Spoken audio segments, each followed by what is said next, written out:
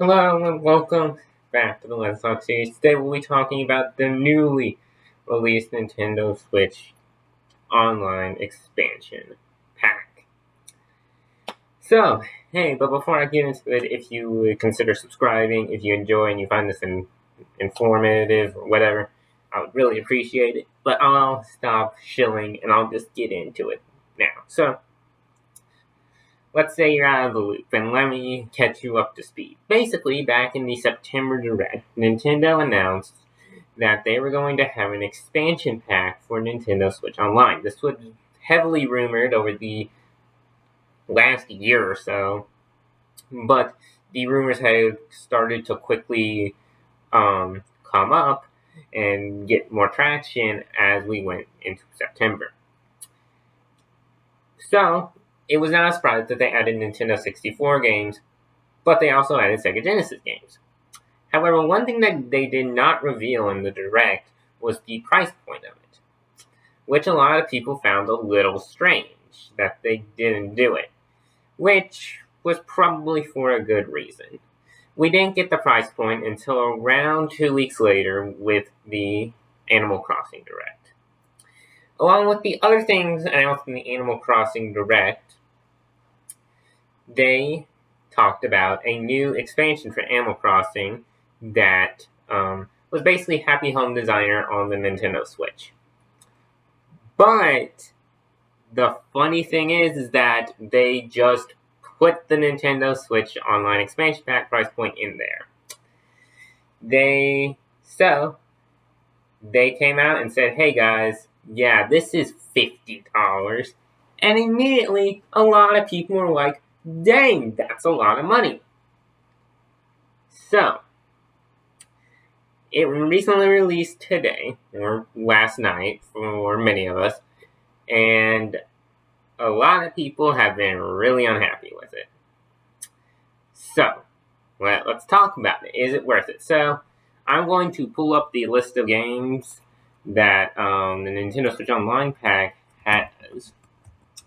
But while I do this, you should realize that these are 20 to 25-year-old games. So here we go. Alright, I'm going to look it up. Here we go. Alright. So for the Nintendo 64, we have Dr. Mario 64, Mario Kart 64, Mario Tennis, Sin and Punishment, Star Fox 64, Super Mario 64, The Legend of Zelda Ocarina of Time, Win Back, Covert Operations, which was a Japanese exclusive until now, and Yoshi's Story. Those games are pretty good. Most of them are very highly rated games that a lot of people love, and it's a pretty good selection of games, and there are more games that will be coming to the system, like Paper Mario. It's a pretty solid lineup of games. So, that's not terrible, but let's take a look at the Sega Genesis games. We have Castlevania Bloodlines, Contra, Hard Corps, Dr. Robotnik's Mean Bean Machine, Echo the Dolphin, Golden Axe, Gunstar Heroes, MUSHA, Phantasy Star 4, The End of the Millennium, Rise Star, Shiny Force, Shinobi 3, Sonic the Hedgehog 2, Streets of Rage 2, and Strider. Again, another pretty consistently good lineup of games. All these games are pretty highly rated. But the problem is the price point. $50. That's what got a lot of people. Many people were willing to say, okay, if they only jump it up by like $30, like $10 to $15, where it's like $30 to $35, that's not terrible. That's pretty good for those games, especially the ones that are coming down the line, but they hiked it up $30. And that's just not worth it, especially for the Animal Crossing. Animal Crossing, by the way, is the second most sold game on the Nintendo Switch. So it makes sense that they would put the expansion pass in there for free, with the Happy Home Designer expansion pass. But it's still not worth the $50 because if you stop paying for the membership, your access to the happy home designer thing gets severely limited, I've heard. I don't know if you like lose the items or anything. It's not completely clear what happens when, you lose the membership. But I've heard that you lose pretty much almost all access to the happy home expansion in Animal Crossing if you stop paying for it.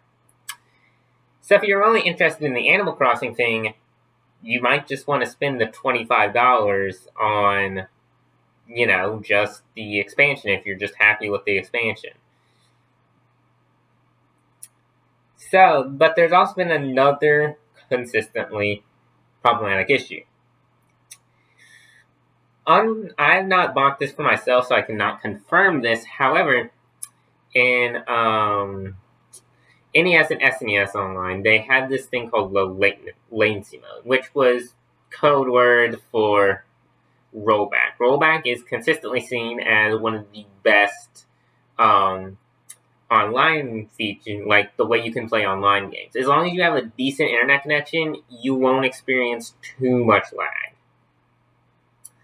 But with the N64 and Genesis, there's so far no low latency mode or drone rollback netcode. This was the consistent problem that we found with Super Mario 3D World when it first came out for the Switch. And let me take a drink real quick. Okay, drink done. It was very laggy if all of the people did not have good internet. And obviously, Nintendo can't do everything to stop bad internet. Eventually, you're just going to have bad internet, and there's nothing that can save it. But Nintendo's online features have consistently been very bad. Nintendo does not have dedicated servers for any of their games, any of their first-party games. Games like Fortnite and Rocket League and stuff like that, they have their own dedicated servers, so Nintendo Switch goes to those servers. But many of the first-party games like Mario Kart, Splatoon, Animal Crossing, they don't have their own dedicated servers, which means that if you have a bad internet connection, the game is almost unplayable. Or unplayable. At least with servers, if you have a decently bad internet connection, or like a decent internet connection, you're going to run like around 100 ping, but it's playable. And that's why a lot of people are saying this is such a terrible deal. Nintendo's online infrastructure with the Nintendo Switch is terrible. The only thing that really redeemed it was that, well, it was $20 a year for a single person. And $35 a year if you wanted, more people on the family membership. It was cheap, and the internet was serviceable enough where if you had a decent internet connection, it wasn't that bad. But with the hike up to $50 per year, that's when a lot of people drew the line. Luckily, the old membership plan is still available, and you can still just do Nintendo Switch Online for your $20 a year. But $50 a year for the expansion pass really, really was just really bad. Comparatively to other ones. The one that gets brought up most in tandem with this is PlayStation Plus.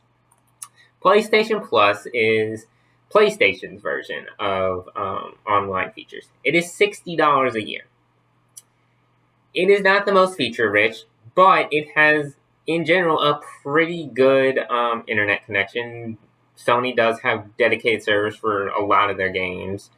And each month you get, if you are a PS5 owner, 3 games for free. And these games are usually pretty recent games or very highly rated games that came out like a year or two ago.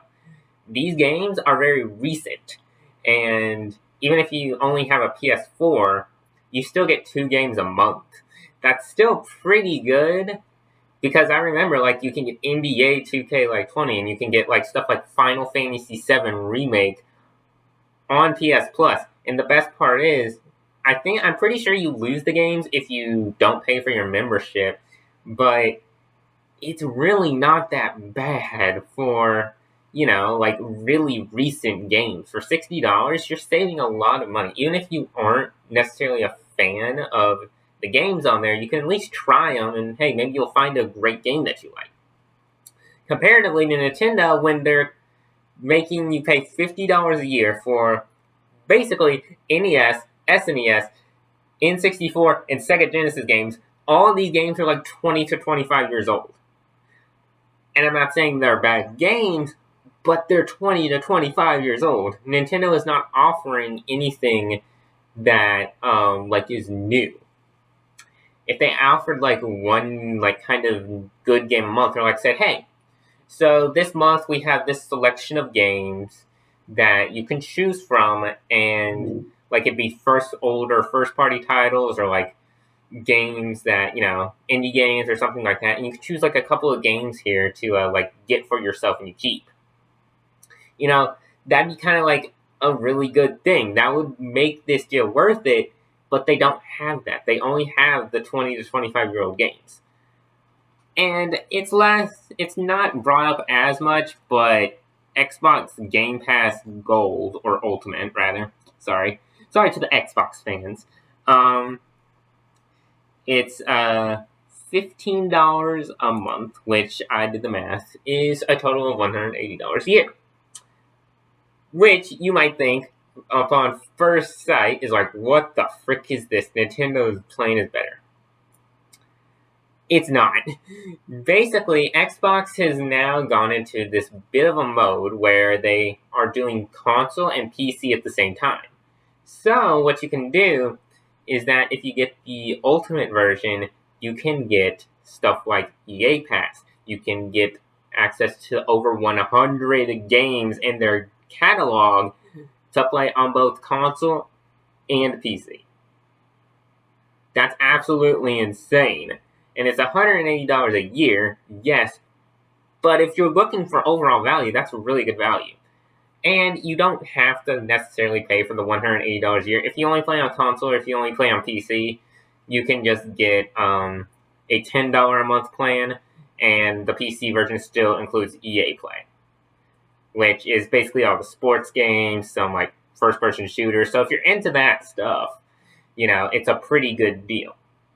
Yes, it's the most expensive, but Xbox makes sure to pack a lot of value into it. You also get exclusive discounts and other stuff like that. Comparatively to Nintendo, who just say, hey, yeah, you have a week to try this game, and we're going to put it on sale for everybody now. Okay, have a good time. It really does just suck a lot that Nintendo's online plan is so bad, yet it works. Like, there's so many people that have and are going to buy this, even though it's like a terrible deal. And if you want to buy it, I'm not saying you shouldn't. I just think it's a bad deal. A lot of people think it's a bad deal. But if you want to shell out the $50 for those games, that's okay. I don't have a problem with it. It just sucks that we've gotten to the point where Nintendo can do stuff like this, where it's like, not really worth $50, but they get away with it. And it's just unfortunate because Nintendo could have done better, but they didn't because they didn't have to. And it's just unfortunate. The problem is that with the Nintendo Switch, they don't really have to try because they don't really have a competitor that could really dethrone them, if you know what I mean. With the Wii U, they had to kind of try to make really good games with good features to say, yes, this is why you should buy our console, because it was a dying console, and they needed really good games on there. That's why we got games like Super Mario Maker, like Xenoblade Chronicles X, Bayonetta. We got, really good games on the console, really creative games. Games are getting ported to the Switch because they were such good games, and then it's just now, they don't have to try because the Nintendo Switch just is a whole thing of the market that they don't really have to try that hard to get people to shell out because they don't have any other alternatives if they want to do like stuff on the road or stuff like that. Which sucks, but, it depends. As of release day, as of the day I'm recording this video, I would say this deal is not worth it. maybe when I look back in a year and if they add more stuff, I'll make a follow up and say, you know what, if at launch day wasn't really that worth it, but a year from now, it could be worth $50. We'll just have to see what Nintendo ends up doing with it. Will they keep it the same? Will they add more stuff? Or will, they have some earth shattering, really good deal? Or something that comes with it that makes it worth. But as of right now, unless they add something, I don't think it's worth the $50. But again, if you want to pay for it, that's okay. You do you. But yeah, that's the end of this video. Thank you for watching. If you enjoyed, comment, like, and subscribe. We're nearly at 100 subscribers, boys. I got big plans for once we hit 100 subscribers. So please subscribe. I really appreciate it. And yeah, I'll see you on the next one. The camera is off, and I went for 16 minutes. God bless.